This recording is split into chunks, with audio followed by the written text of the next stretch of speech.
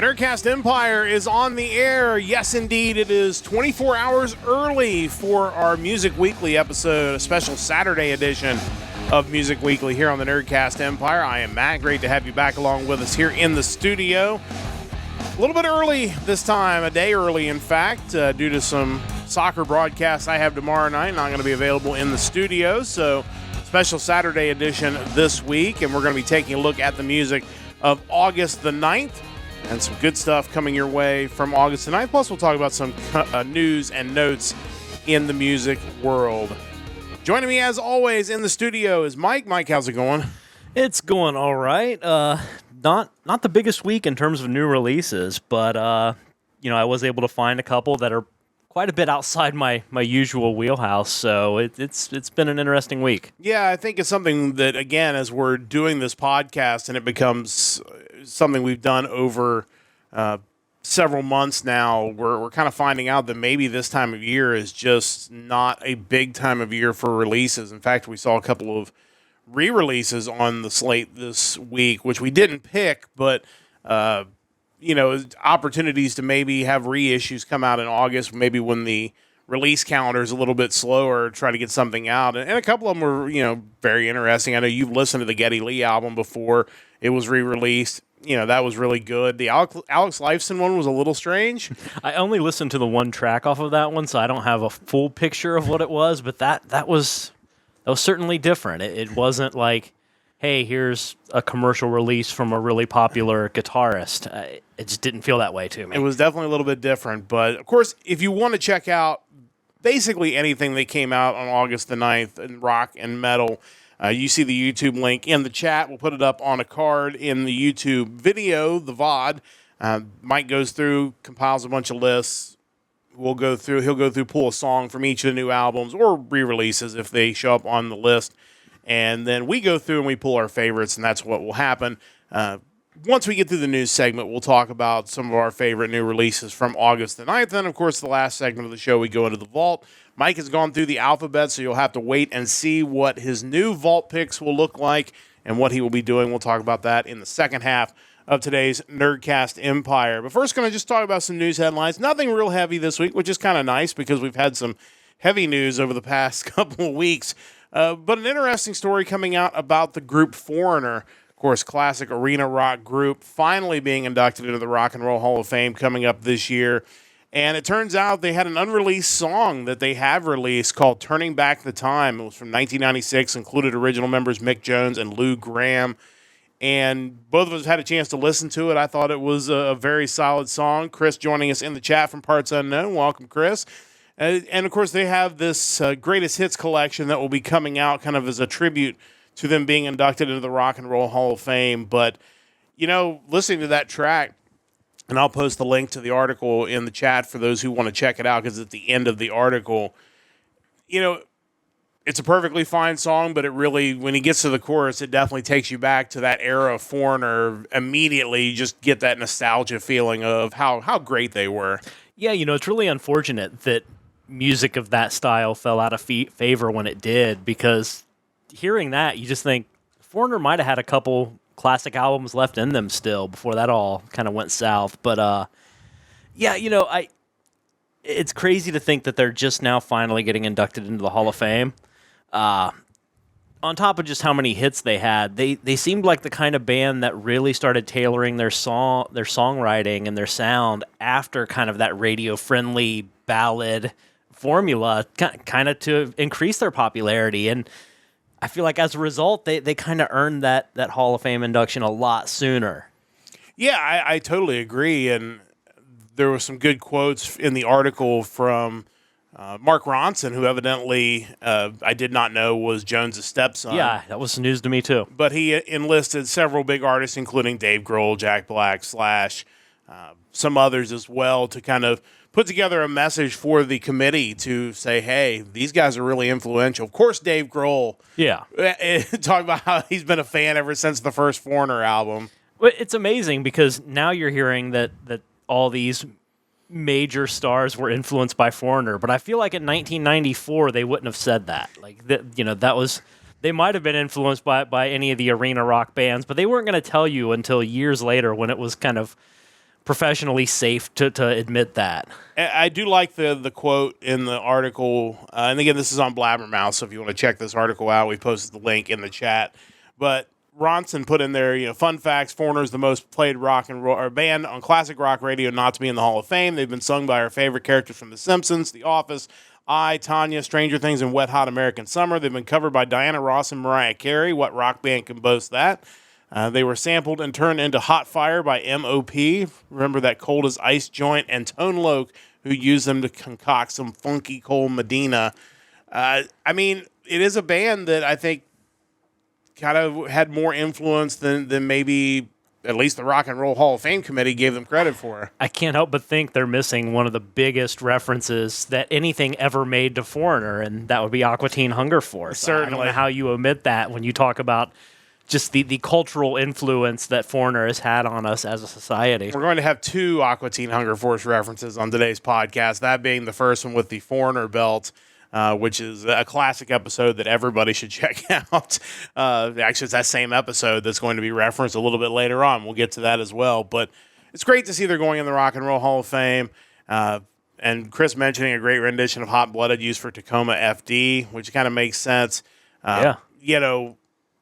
They're so influential. One of my all-time favorite bands from that era, and it's great to see. And again, everybody should check out the new track, the re-release, unreleased track. It's not really a new track, but really sounds great. And again, just kind of a nostalgia for that time in the 80s and 90s. And honestly, if you haven't at some point purchased some version of Foreigner's greatest hits, then I would check this CD or 2LP set out, because of all the bands of that era, they're definitely one of the most classic greatest hits bands, where you get that album and there's not a bad song on it. Yeah, just quickly down the track listing of the CD, it feels like the first time: Cold as Ice, Long, Long Way from Home, Hot Blooded, Double Vision, Dirty White Boy, Head Games, Urgent, Waiting for a Girl Like You, Jukebox Hero, Girl on the Moon, I Want to Know What Love Is, That Was Yesterday, which is one of my favorite Foreigner songs, Say You Will, Can't Slow Down, When It Comes to Love, The Flame Still Burns, and of course the unreleased track, Turning Back the Time. Like,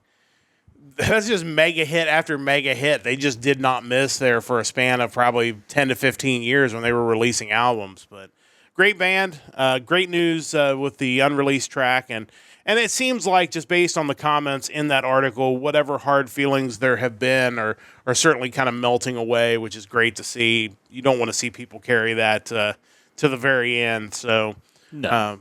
Good news there from Foreigner. Definitely check that out if you are a fan.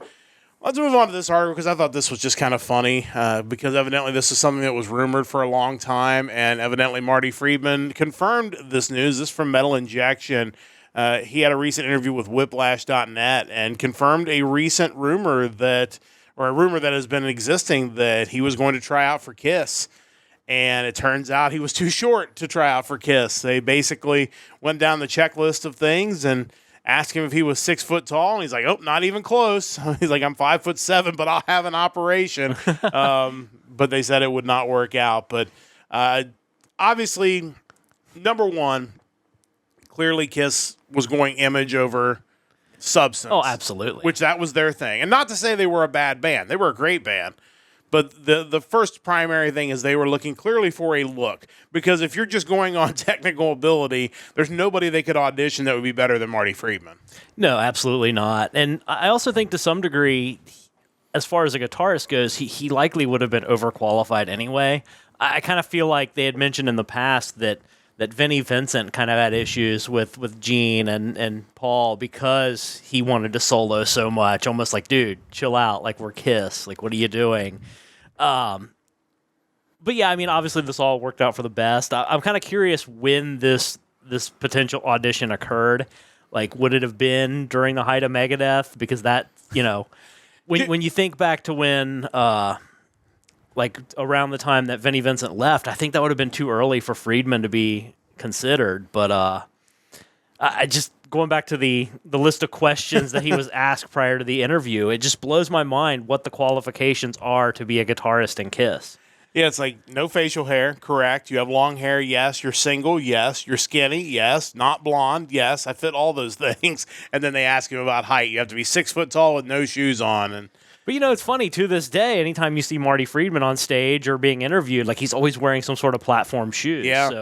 So clearly that has stuck with him for years. And again, I mean, it clearly has not hurt his career in any way, shape, or form. The dude is he is the virtuoso of all virtuosos, and but just a funny story, honestly. That maybe it's a lesson for people out there, and I know this well. Looking for jobs is like sometimes when you're constantly getting turned down, you think, man, I just must suck. You're just not tall enough. Just not tall enough, as it turns out. But it's like sometimes what they're looking for doesn't line up with what you are, and that doesn't mean that you're bad in any way. It just means they're looking for somebody 6 foot tall without shoes on. So kind of interesting story there from Metal Injection.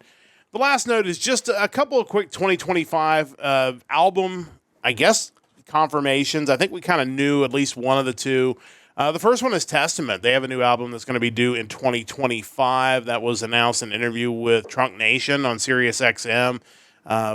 The other one is Megadeth, which we knew that they were kind of in the early processes of working on something new. Kind of sounds like that's going to be coming out in 2025 as well. Just quick thoughts from you, Mike, because obviously we've talked a little bit about the Megadeth one, but just some thoughts on them and Testament, looking like we're going to get new releases from them next year. Yeah, you got the follow-up to Titans of Creation, Testament's album from 2020.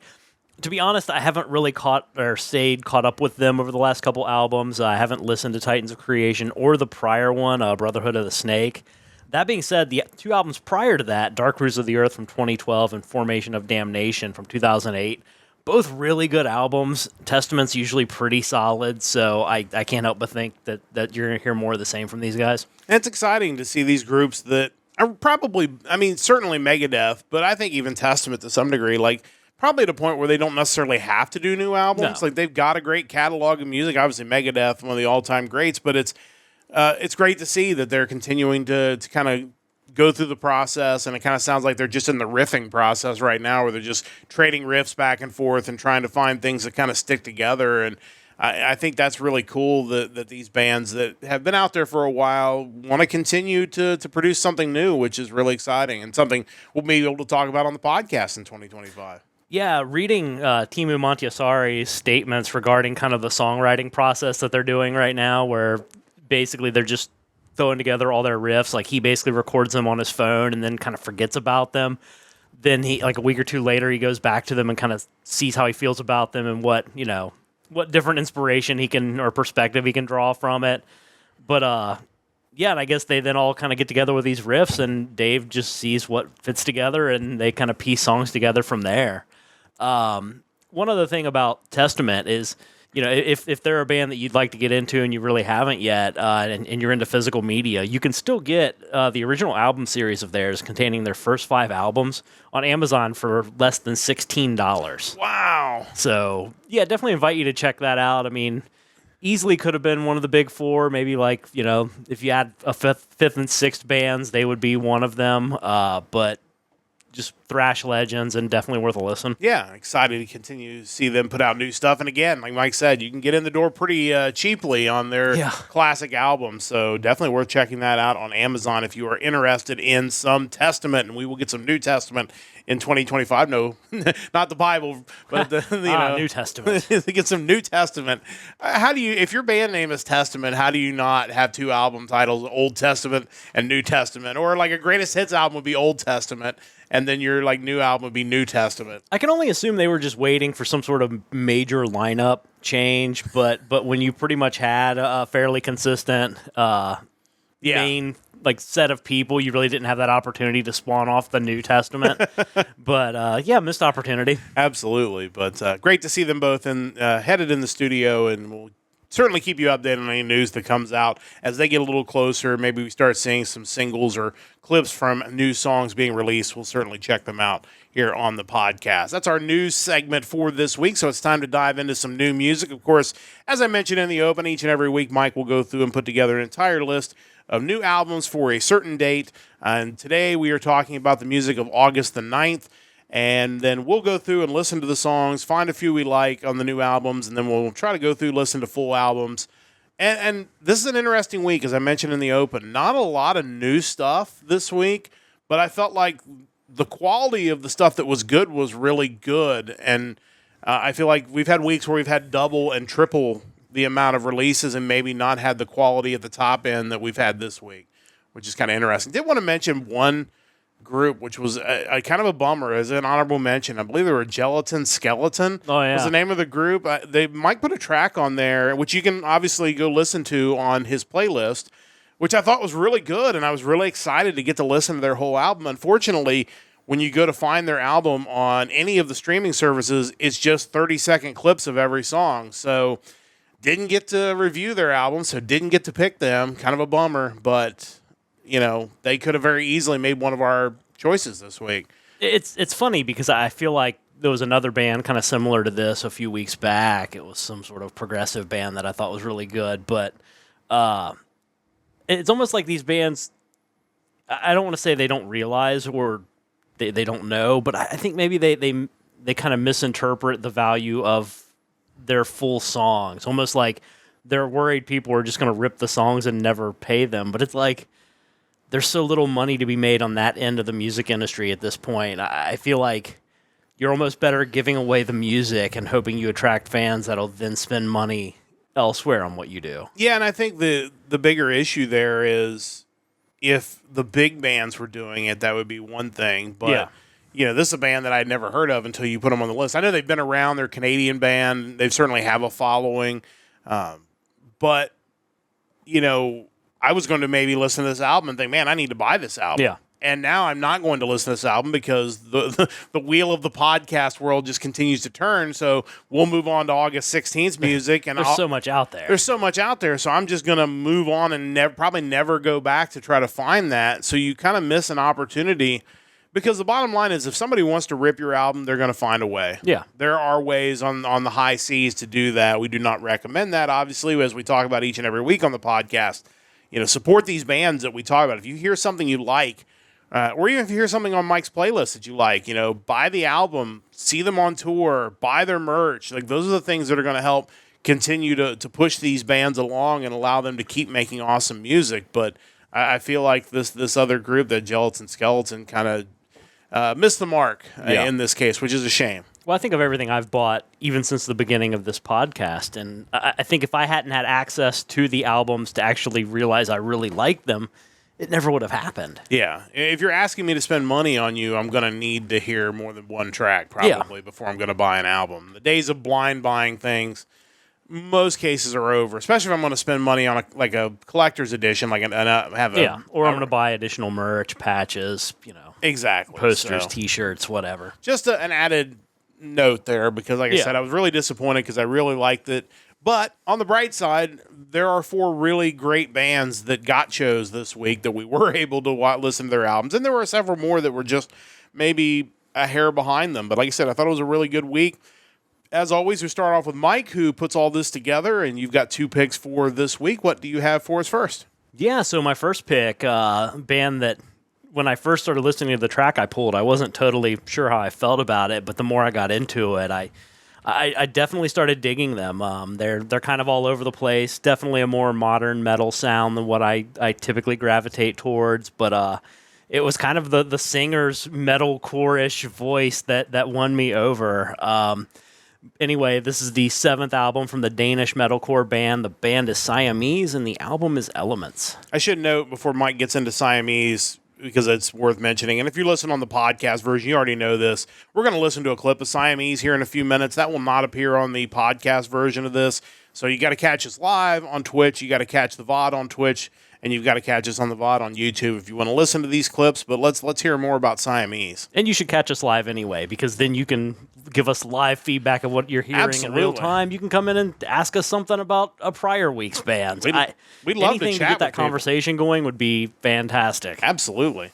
Anyway, the 7th album from the Danish metalcore band Siamese. The album is Elements. The singer Mirza Radonjica refers to their sound as a heavy mix of rock, R&B, and heavy metal. Like I mentioned, he's the vocalist. The rest of the band is rounded out by Andreas Kruger on guitar, Mark Nomensen on bass, Christian Hjort on guitar, and Joachim Stilling on drums. This album, like I kind of alluded to, was one of several that when I first started listening to, I just wasn't really sure what to make of it. Some of the albums this week that kind of stayed that way, and I never quite got over the hump. But with this one, I started getting into it the more I heard. It's definitely more modern metal. The singer was what made the difference to me, really kind of kept me there, and really made the rest of it more accessible. Like, there are elements to their music that I wouldn't necessarily enjoy, but everything's kind of in moderation where the stuff that you do like makes it worth it. The way I kind of thought of it is like, at the end of the day, there's going to be pretzels and Chex Mix, and there's nothing anyone can do about that. If it wasn't for that other stuff that's in Chex Mix, I wouldn't eat it. But I can deal with the pretzels because the rest of it's so good. And that's kind of how this band and this album feels to me.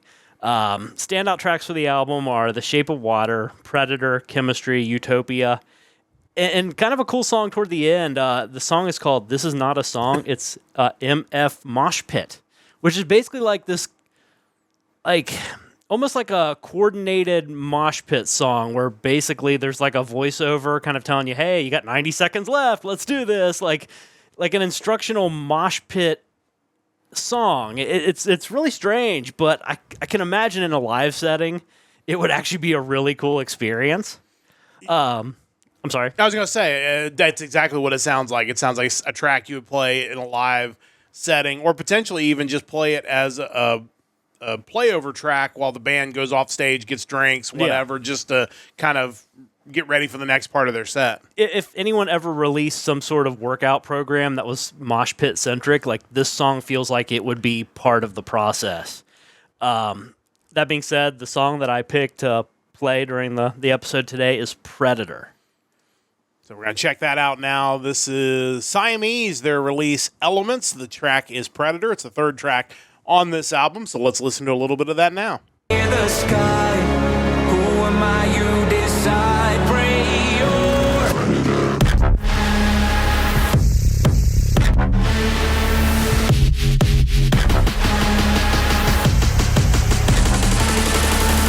let the silence divide.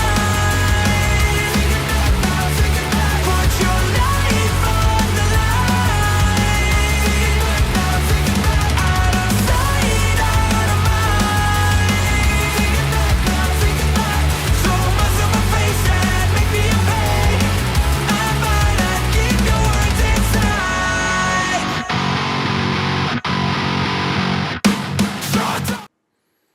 Yeah, it definitely has a modern feel to it, but yet it's not so modern that I'm turned off by it. Like, there's some modern rock that I don't know what it is about it, but I just have a hard time getting into it. But I feel like they've balanced this release out to where maybe some of the elements aren't my favorite, but there's enough of the good stuff there that it's like I feel like these guys know what they're doing. Like they've clearly got a pulse on how to incorporate a lot of different genres of rock into the same album and kind of make it work. Yeah, and that's why I chose that song specifically, because I feel like it kind of runs that entire spectrum of, like, when you first start hearing it, you're thinking, there's no way Mike would enjoy this. What is this? This isn't metal. And then when they actually kick into the chorus, you're like, okay, now I really enjoy this. Like, that's something really cool. But yeah, I think kind of going back, the singer's voice goes a long way for me. I feel like a lot of modern hard rock and metal bands, the singing kind of leaves a bit to be desired, but this dude can really bring it, and I think it makes everything else sound better throughout the album. That's a note to all those bands out there who we listen to your tracks every week, and like all the music sounds really great, and the singer sounds like they're down in a hole somewhere, like in the back of the mix. Like, they clearly have this guy in the front of the mix, and he's strong enough to carry the front of the mix. The vocal strength's a big thing, too, because there are a lot of them that even when mixed in an acceptable way, you're just like, this guy's voice is just kind of weak. Yeah. There was one on the list this week that I was like, okay, the music's pretty cool, but this singer just, I don't think they got the right guy singing for them. Yeah. Definitely a challenge for sure, but challenge met by Siamese. Definitely check out their new release as of August the 9th. That is Mike's first pick of this week. As always, you have two picks. What do you have for pick number 2? So yeah, I've managed to go an entire week without hitting power metal or traditional metal or bands that sound like King Diamond or, just the typical things that I might gravitate toward.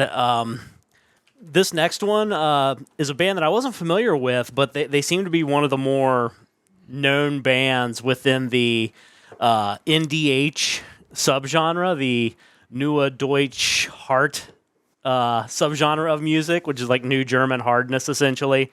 This is the 8th studio album from this band. The band is Stahlmann, and the album is Phosphor. Yeah, this is another one that I had marked to go back and listen to, and I didn't get a chance to listen to the whole thing, but what I've heard of this so far, these guys got a great sound. I really, really enjoy it and can't wait to listen to the whole thing. Yeah, so this band started back in 2008. I guess they had some popularity with their first EP, Hirschschlag, and shared a stage with acts like Doro, In Extremo, and Saltatio Mortis. As I mentioned, they're part of the NDH subgenre, which for most people, that's going to be Rammstein. That is, they're the ones who kind of popularized it, and they're the ones who really are the few that have made a big dent here in the West.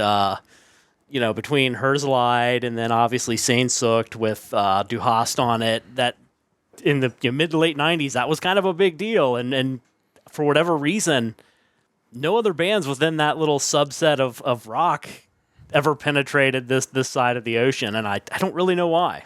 Yeah, I don't either, because Rammstein was such a revolution, and I just felt like there were going to be Rammstein sound-alikes that would follow across, and it just never really happened for some reason.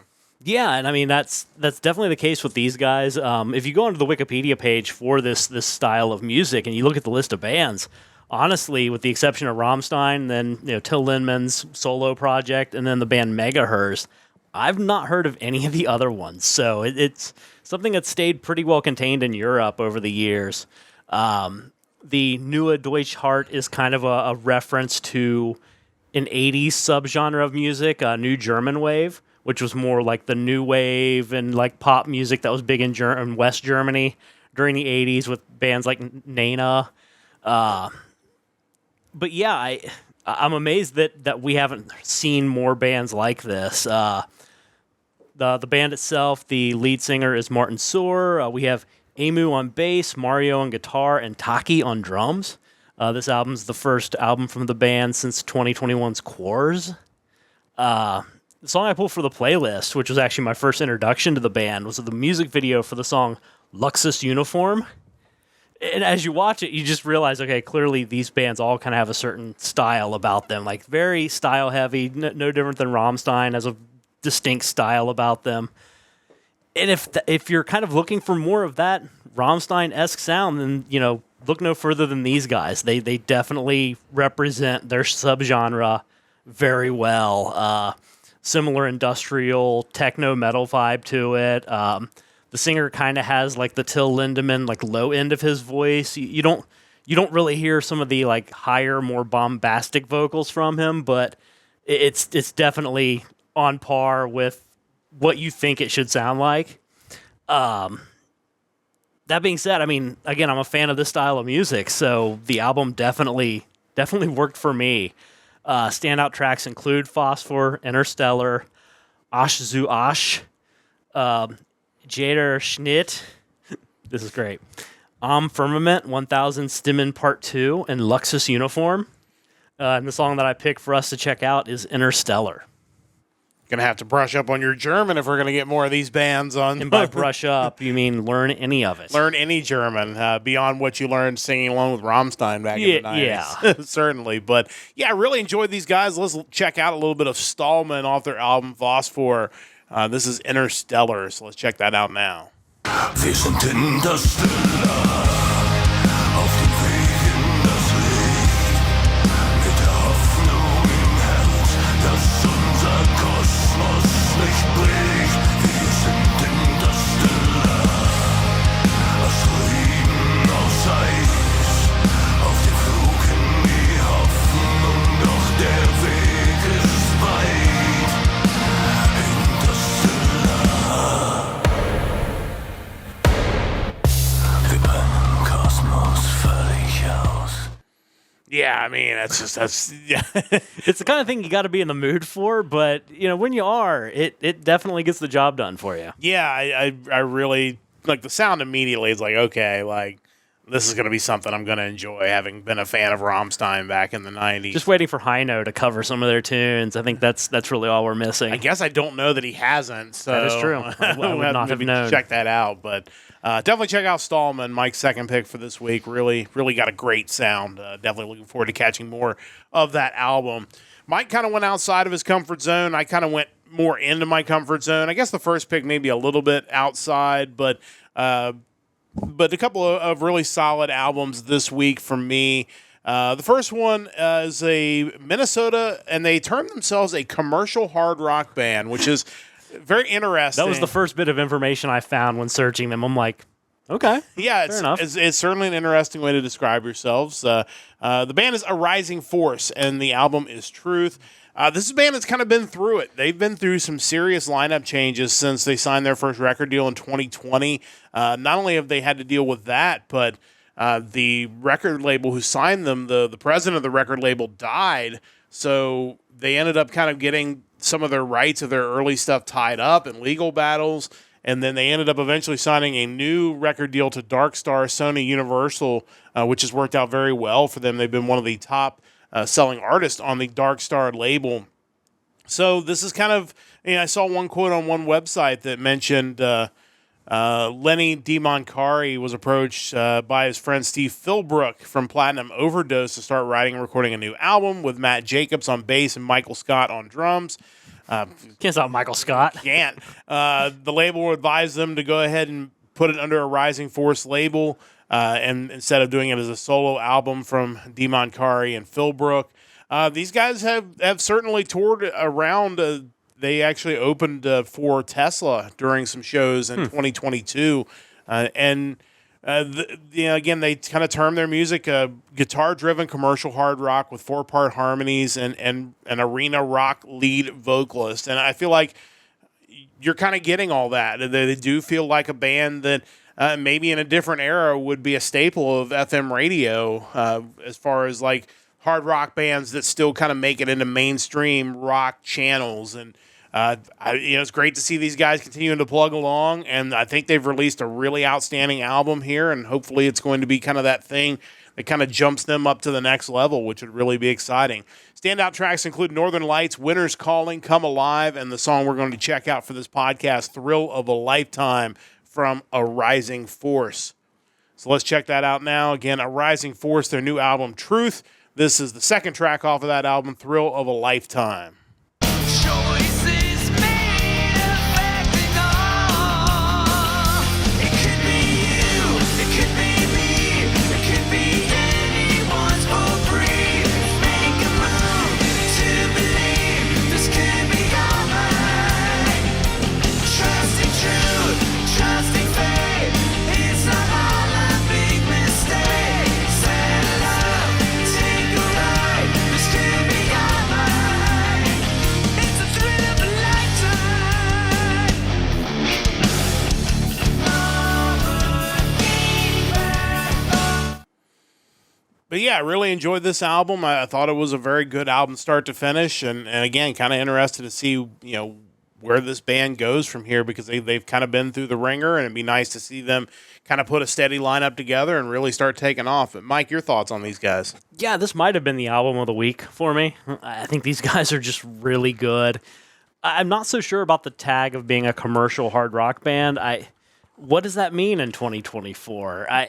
I feel like once you decide to play hard rock music, you're kind of throwing the commercial out the window. It's more, we're a commercial band from 1990, Right. Not so much 2024. I mean, I get what they're saying by that moniker, but it's like, I wish we were in a world where this sound would be commercial, because that's what I want to hear. Yes, 100%. And I think I hear that and think that's something I want to listen to, but I don't know if current, radio station GMs are hearing that and thinking commercial. They're thinking classic rock, I guess. In so many ways, especially when you reach a certain age, you start looking at what's popular and you say, well, I'm just not the target demographic for that. And that's kind of how I feel about this. I really enjoy this, but I know that there's a whole different demographic that the music industry wants to pull in, and I don't think these guys are scratching that itch necessarily, but I think it was a great album. Yeah, definitely worth checking out. Definitely one of the ones that I'm considering kind of picking up myself because I think it's definitely worth a purchase. So definitely check out A Rising Force and Truth.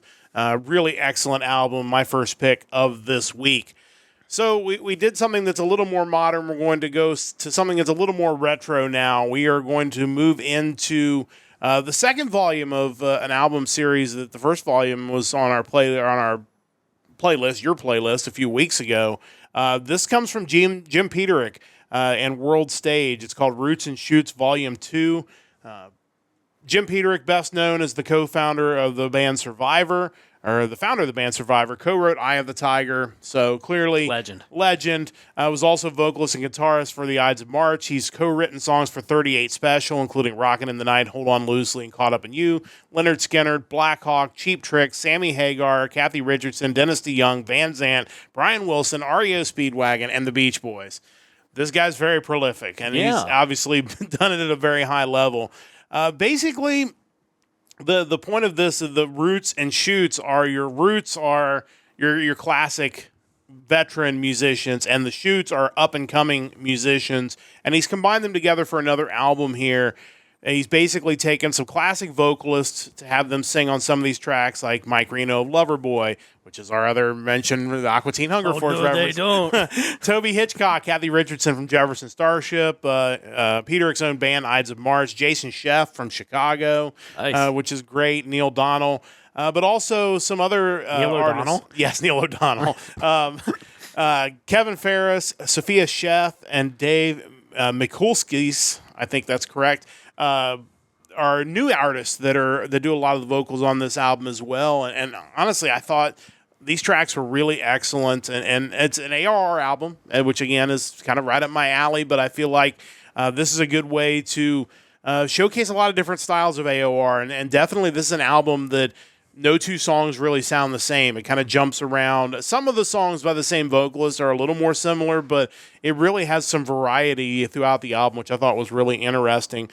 I thought the standout tracks were American Dreamer, Stronger Than You Know, Bend to the Mountain, and the song we're going to listen to here, Your Own Hero, which should be noted is featuring Mike Reno from Loverboy. So we're going to check that out now. So let's listen to Jim Peterik and World Stage. Roots and Shoots Volume 2 is the album. This is the second track off of that album. It is Your Own Hero featuring Mike Reno. Let's check that out now.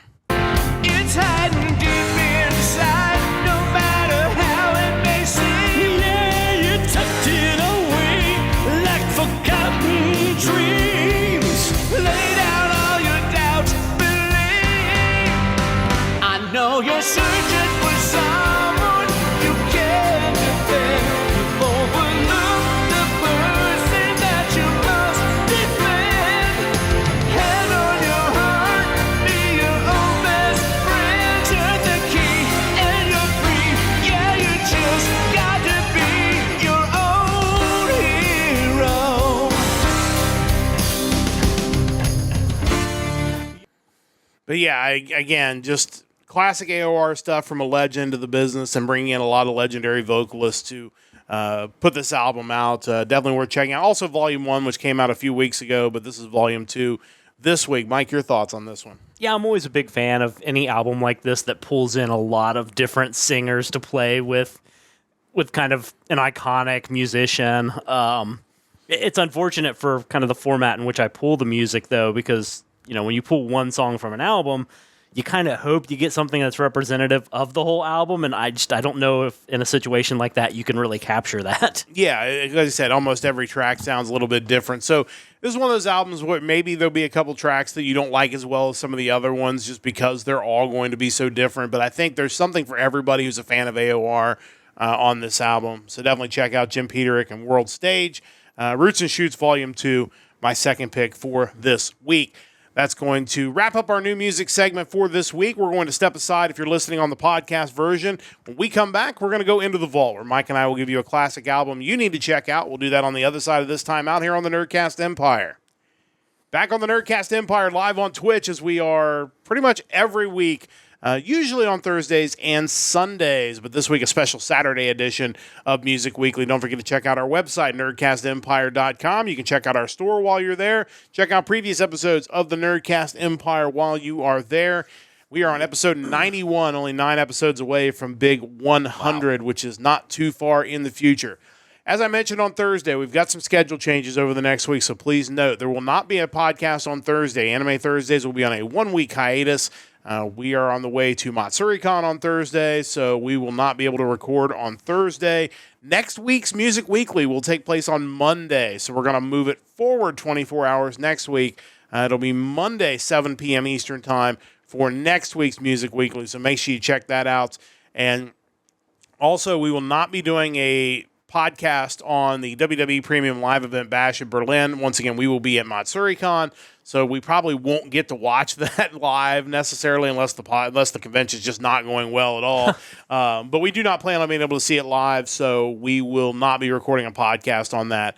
But we'll get back to our regular PLE podcast starting later in September. Maybe Bad Blood, maybe the next one we tackle. So it looks like it's going to be a really good PLE. Definitely encourage everybody to check it out, but we will not be able to watch that one live. So that's the upcoming schedule. We should be back on more of a regular schedule that first week of September, so make sure you keep following along. On the Nerdcast Empire, it's time to go into the vault where Mike and I will each give you a classic album you need to check out. Mike, you completed your first task. You went all the way through the alphabet, A to Z. I encourage everybody to go back, 26 weeks, to listen to Mike's alphabet picks from A to Z all the way through. So you were kind of pondering last week, what were you going to do to have another gimmick, if you will, for the vault? And I guess it's time to find out what you have picked. Yeah, I listed a bunch of different possible ideas and kind of mulled over it for a while. And what I kind of settled on is, the original vault was consisting of things that I currently own in my physical collection. So it was a lot of stuff that I've already had and I've already listened to a considerable amount of times. I thought, what if this time around I kind of reverse that and instead look to add to my vault? Maybe things that could be underrated, could be classics that I've just not really exposed myself to. That was kind of step one. So I kind of knew what framework I wanted. Then the question became, okay, do I just go, across the board, any type of music, any genre, whatever? And I kind of wanted to narrow my focus a little more. Anytime you're into like hard rock and metal, you always see lists of different subgenres. There are so many. There are YouTube videos out there that'll tell you all, 100 plus subgenres of heavy metal and give you examples.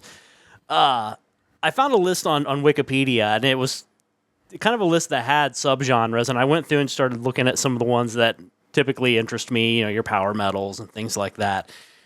And I fell into this list of glam metal bands, which you can go down the list and question whether some of these are glam metal per se, but that's not really as important as the fact that this is a list. This is something I can follow and run with.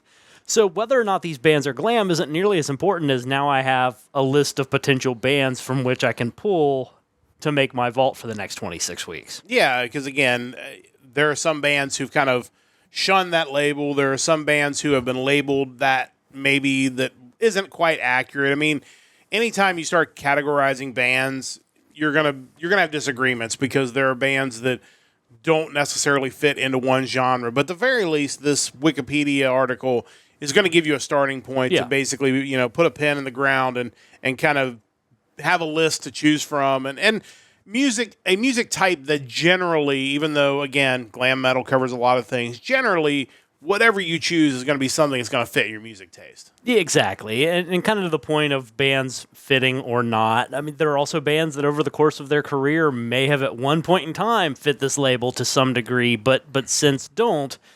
And there's another vault band that's going to come up today that actually is on the list that not many people would even consider them to be a glam band, but we can kind of talk about that. That being said, we're on to the letter A, and there were 7 bands listed on the letter A for this, and the one I went with was the debut album from the Canadian rock band Alias. It is their self-titled album, released on June 18th, 1990. I would say there's a good bet that anybody who listens to this podcast is going to know their big hit song because it was everywhere. But I did not know until today when you pointed out this is a supergroup. Yeah, I was not aware of that either. The band itself being a supergroup consisting of 2 members from the band Sheriff, Freddie Kersey on vocals and one of the songwriters, and Steve DeMarchi, who is lead guitarist and songwriter from Sheriff as well. The other 2 members were 2 of the 3 other members were founding members of Heart, Roger Fisher and Steve Fossen on guitar and bass, respectively. And then the drummer was a member of Heart for a lot of their classic years, and that's Mike DeRozier. That's crazy because I had no idea about these guys, and it's kind of interesting to hear a little bit more about them and this album that you've chosen. Yeah, I felt like the album just kind of fit because we tend to end up picking a lot of like AOR acts, and this band certainly fits that bill. They got the assignment and they pretty much nail it. I don't know how glam they were because I certainly didn't follow their career from the short period of time that they were prominent, but that, again, not super important. On this album, they had 2 of their singles that had pretty good success. Obviously, the one you alluded to, More Than Words Can Say, which reached number 1 in Canada and number 2 in the USA. And then a 3rd single, Waiting for Love, that peaked at number 13 on the US Billboard Hot 100. Interesting thing about these guys is they actually recorded a second album in 1992. But as grunge kind of came into prominence, EMI, their label, just kind of sat on the record. From there, Steve DeMarchi, after this band kind of drifted off, went on to be a touring guitarist for the Cranberries. And he actually worked on Dolores O'Riordan's solo album in 2007. And where that kind of alludes back to their second album, I guess while they were touring, fans would come up to him and want him to sign copies of the second album that was never released. So clearly, we talk about the internet in the early 2000s and albums leaking and like Metallica's I Disappear or, whatever album that leaked out prior to its release. I can only assume that's what happened with this album, that someone got it online and people were able to get a hold of it despite it never actually being released up to that point. That being said, it turns out in 2009, EMI finally did release it 17 years after its recording. Which is crazy. But they finally we guess we should go ahead and do something with this. Yeah, it just kind of blows my mind, but kind of interested in hearing it. It's not what I picked this time around, but that was actually before I knew the whole backstory here. That being said, standout tracks for this album, Say What I Want to Say, Waiting for Love, Heroes, What to Do, obviously More Than Words Can Say, One More Chance, and True Emotion. Really cool to finally give this album a full look. Obviously, Heart was a classic band, and while Sheriff may not be super well known, our late older brother certainly really enjoyed their music and listened to it a lot. So that they're probably a band that'll appear later on in this list as well. But really good album. So a couple of points. The song "More Than Words Can Say" is definitely one of those old radio station songs that I would always at the end be like, who was that? And I feel bad about that because obviously, in that era when this came out, I wasn't old enough to start collecting albums. So you're basically listening to what was on the radio, and this was a song that was huge on the radio. But it's one of those I never could remember who did it. Now, obviously, in the satellite radio era, you always know who did it because it appears on your dashboard. But this is kind of one of those classic tracks from the era of the early 90s, even late 80s, where it's like, I love that song.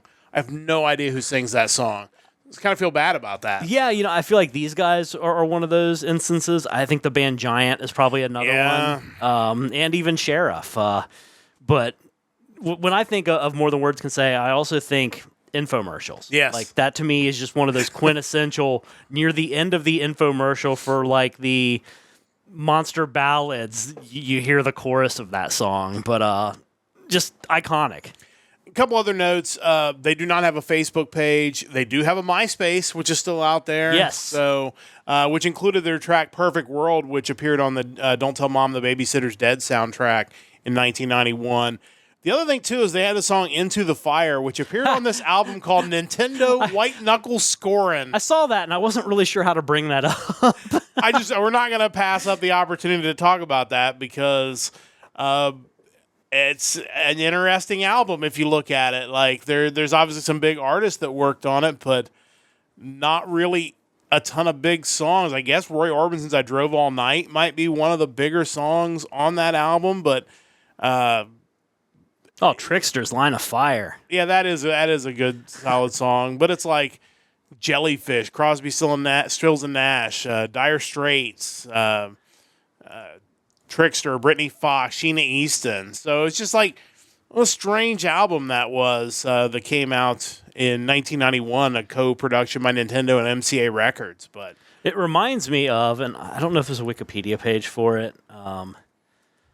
Actually, it reminds me of a couple things where you had video games that I don't know how this happens, but they must have license to certain tracks, and they just decide to release a CD of just normal music that you don't think has any relevance to said video game, but happens. Where it's got to be around here somewhere. I see it on Discogs, I think.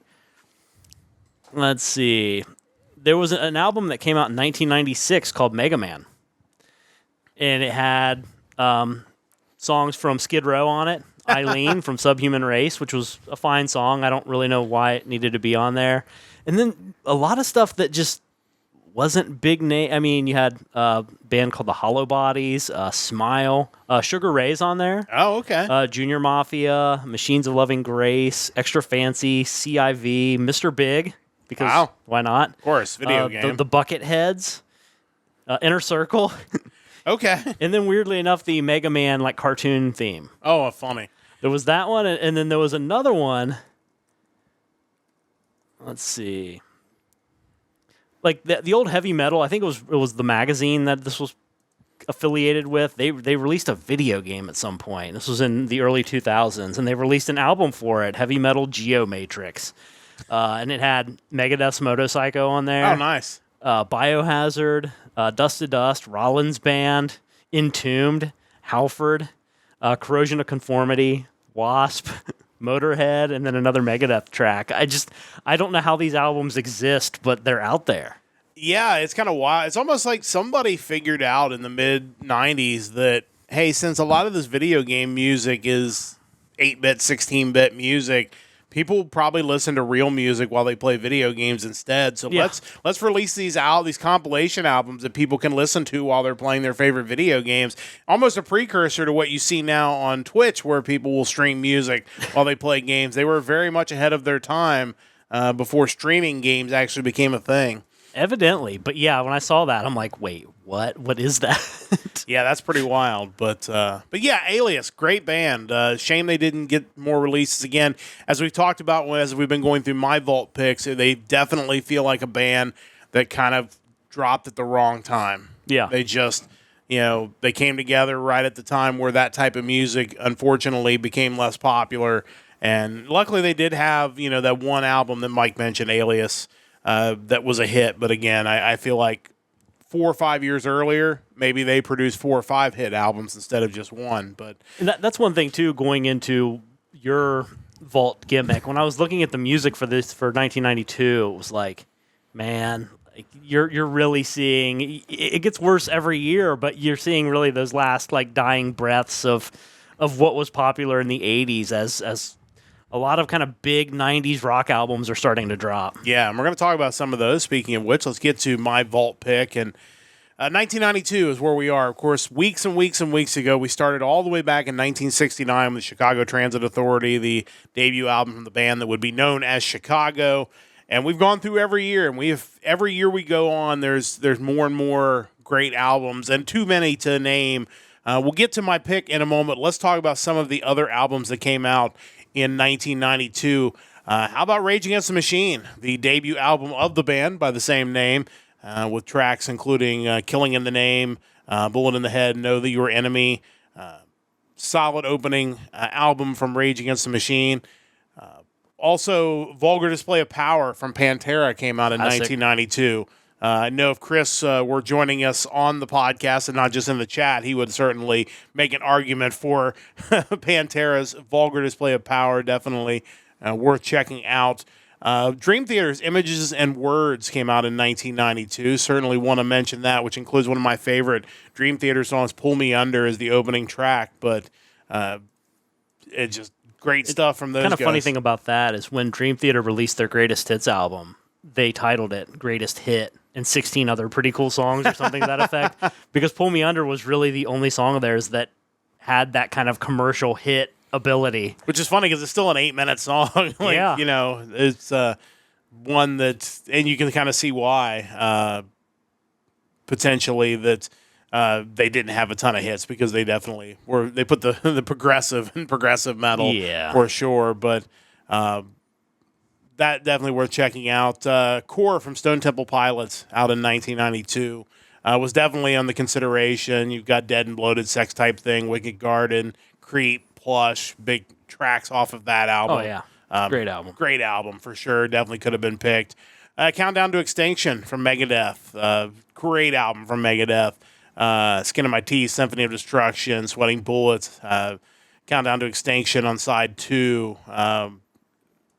It's we're getting to the point where these are the Megadeth albums that I kind of got into when you kind of got me into this band, and it's like Definitely a more accessible Megadeth over Rust in Peace, even though I would say Rust in Peace is probably their best album. yeah. Countdown to Extinction had much more digestible song structures and lengths. It felt like they were going more for a hit record. Yeah, I think so. White Zombie. La Sexorcisto? Yes. Devil Music Volume 1. That is definitely a lot to say. A lot of great songs on there. The big hits, obviously, Thunder Kiss 65, Black Sunshine. Those are the 2 singles off of that album, but great stuff from White Zombie in 1992. Weird Al starting to make some appearances on this list. Off the Deep End was released in 1992. I don't know if I've ever listened to this album. I don't know that I have either, because that's why I didn't pick it, because really I only know the big tracks off of this album. Obviously, Smells Like Nirvana was huge. You Don't Love Me Anymore. But the other tracks I wasn't real familiar with. There were songs on there that I didn't even realize he parodied. Yeah. So maybe one I need to crazy. go back and listen to at some point.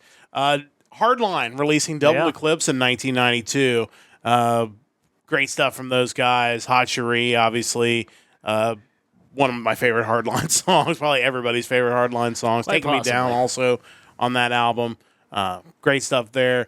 One I wanted to mention from the pop realm, John Cicada releasing his English language debut album in 1992.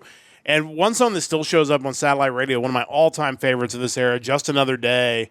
Just a great pop That's song. a good song. That's a great song. and it's when I saw this album came out, it's like, I have to choose this one. He also had a couple other singles off of this album, but great stuff from John Cicada.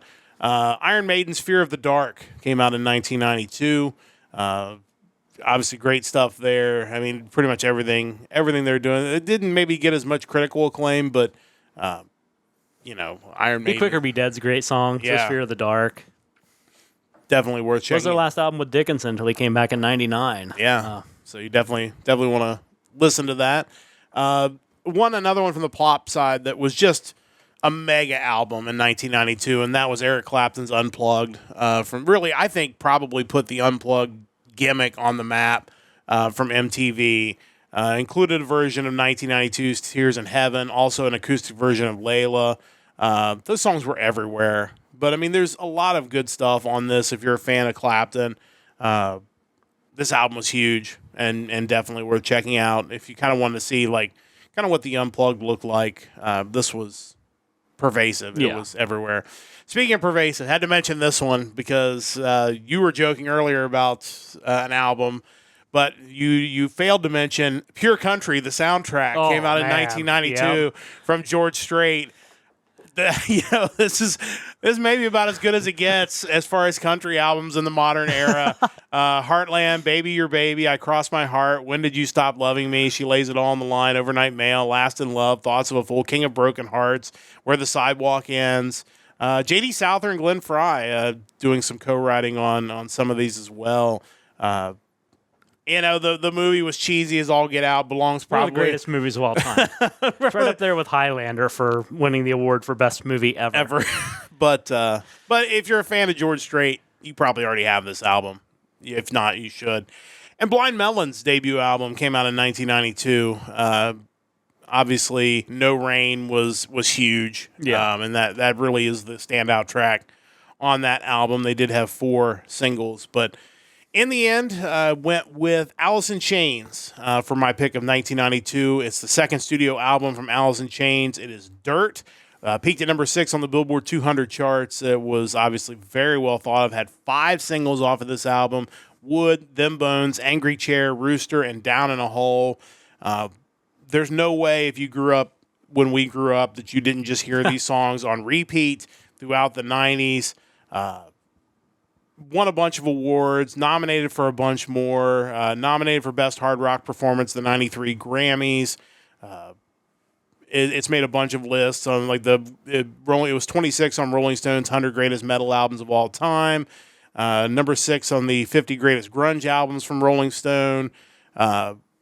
It's just a great album. I love Alice in Chains, one of my favorite groups of this era, so this kind of felt like a no-brainer to me, even with all the other great albums this week. Mike, your thoughts on this one? Yeah, I can't fault this pick by any means. To me, if you're going to label them a grunge act, they're the greatest grunge band of all time. Yeah. I just think their sound had a lot more going on than a lot of the more commercially successful bands. Not that they weren't successful, but when you think of like the poster children for early to mid-90s rock or grunge, they may not be the first band you think of, but man, they were just phenomenal. I think they found a way to have enough of the grunge sound to continue to be popular in an era where that was taking over without abandoning their hard rock roots. Like, they're still, if you're a fan of hard rock and heavy metal bands of the 80s and early 90s, you could go right into Alice in Chains and not feel like you were selling out in any way by listening to these guys.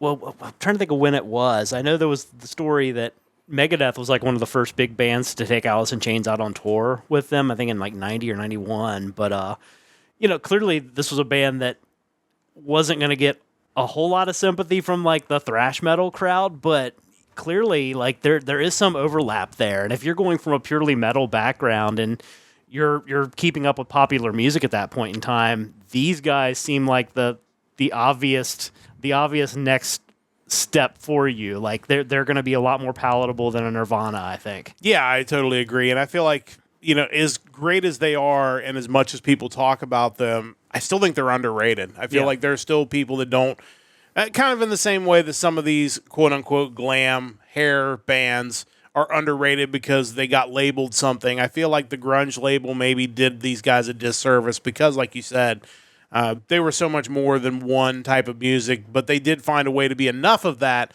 to still fit into popular radio in the early 90s. Yeah, I would agree. I think they're underrated, and I think Jerry Cantrell in general is underrated. It's funny, a month or so back or a few weeks ago when we were talking about Saigon Kick, it might have been in reference to me picking the Lizard maybe for my vault pick one week. They kind of referred to their vocal style as being an Alice in Chains style vocal. It's like that's kind of a thing now because you had this guitarist in your band, Jerry Cantrell, who was also a great songwriter, had a great voice, and his singing with Lane Staley, just the way they mixed their vocals was just something that not a lot of bands at that point in time could figure out or do. Yeah, they found a way to have, as I mentioned, enough grunge to be grunge, carry the heart of hard rock and heavy metal, but at the same time give you these vocal harmonies that you just didn't see in hard rock in the early 90s. They're just almost a unicorn type band that just found a way to do it all and do it at the highest possible level. Well, they are on the list of Wikipedia's glam bands. So, there you go. You could have picked them. I could have picked them, but I had this odd feeling that there's a better spot for them than being my first glam band pick.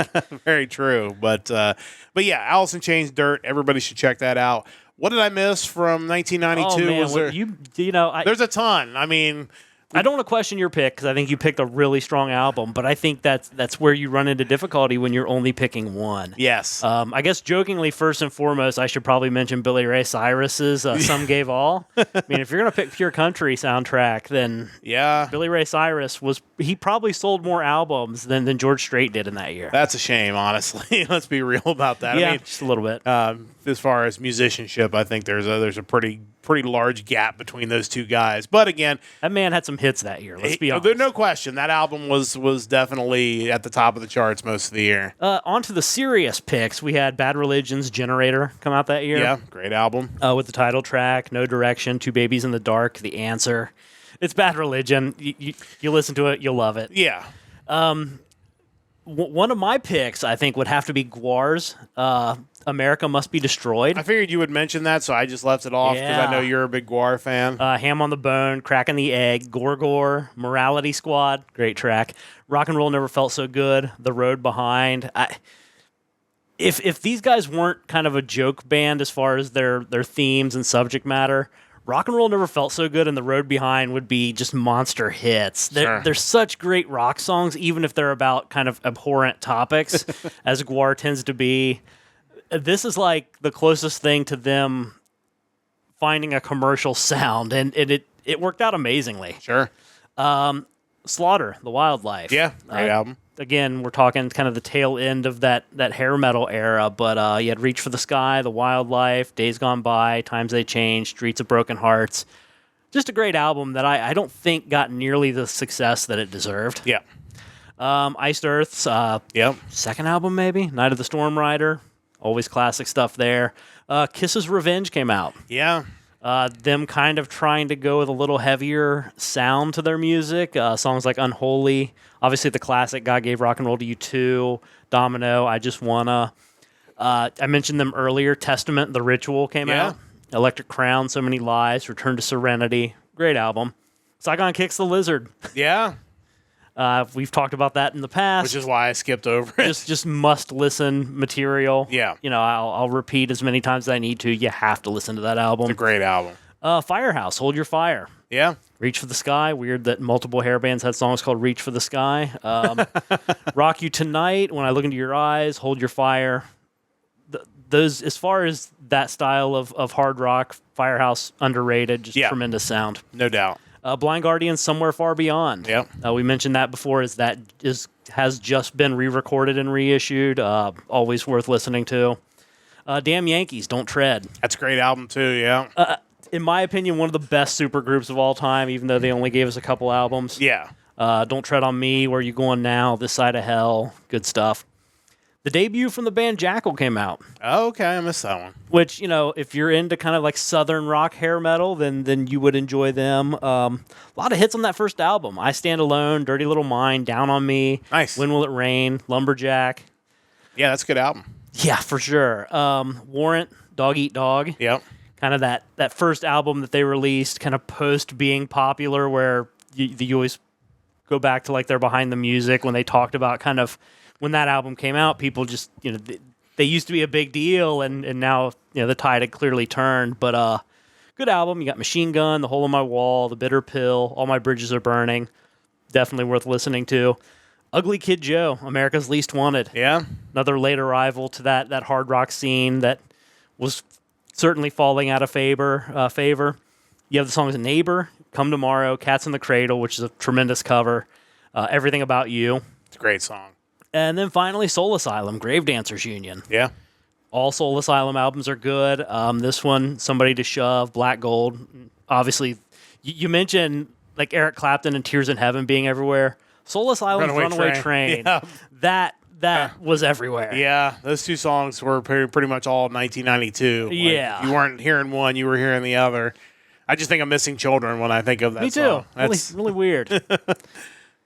Hope they found most of those kids. They never come back and tell you what. There was never a happened with that. follow-up song Yeah. where it's like we found the kids. Hey, there's the train. yes. Right there. But yeah, I mean, there's just, again, too many to name Yeah. when you get to 1992, and that's just only going to increase as we go forward each and every year. But always interesting. There should be something in that list of albums or several somethings that you would definitely want to check out. But that is going to allow us to check out for this episode of the Nerdcast Empire. We appreciate everybody for joining us once again for another episode of Music Weekly, 24 hours early in this case, because I will be doing some soccer broadcast tomorrow night. You can catch that on ESPN+. Just look for Northern Kentucky University men's and women's soccer tomorrow night if you want to hear me call some soccer action on I guess TV, I guess you could call it that, but that'll be coming up tomorrow. So we got this in a little bit early. And again, a reminder, no podcast Thursday. We'll be back with you again 1 week from Monday for another episode of Music Weekly. The music of August the 16th will be on tap for that special Monday edition of Music Weekly. A big thanks to Mike for putting all this together each and every week. Big thanks to Chris for holding down the chat. Big thanks to Stove Lake Media for their continued support of our podcast. And we'll be back 1 week from Monday with more podcasting excellence here on the Nerdcast Empire. But until then, don't forget to join the Empire, the Nerdcast Empire.